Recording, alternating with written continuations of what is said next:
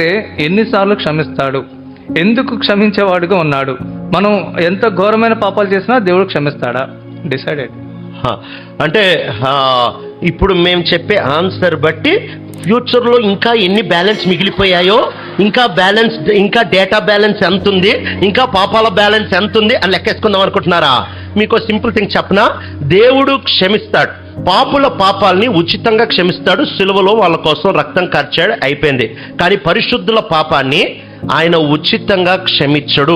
బాగా గుర్తు పెట్టుకో ఈ విషయాన్ని. పరిశుద్ధుల పాపాన్ని ఫ్రీగా క్షమించడు. మీరు తర్వాత ఇంటికి వెళ్ళిన తర్వాత చదువుకోవచ్చు.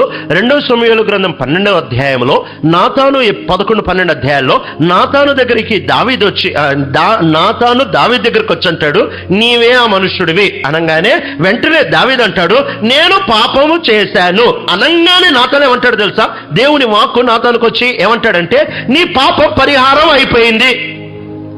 నేను పాపం చేశాను అని అన్న అదే క్షణం దేవుడు అంటా ఉంటున్నాడు, నీ పాపం పరిహారం అయిపోయింది. అంటే ఒక రేప్ కేసు, ఒక మర్డర్ కేసు, ఆ తర్వాత విశ్వాసఘాతకత్వం, ఒక్క క్షణంలో సారీ లార్డ్ నేను పాపం చేశానంటే నో ప్రాబ్లం ఎంజాయ్ చేసుకో అని అనలేదు దేవుడు.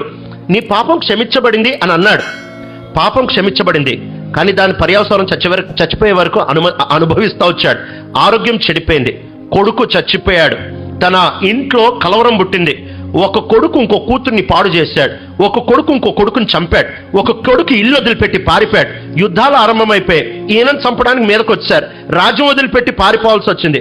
పాపం క్షమించేశాడు, కానీ పాపం యొక్క పర్యావసానం, ఉదాహరణకి మీకు అర్థం కావడానికి, ఈ గ్లాస్ ఉందంటే నాది కాదు లేకపోతే పాల్గొట్టండి, ఈ గ్లాస్ తీసుకొని కింద పాల్గొట్టేసి కింద పైలిపోగానే డాడీ వచ్చారే ఏంటో సారీ డాడీ అంటే పర్వాలేదు నాన్న అనగానే గ్లాస్ తక్కుంటుందా?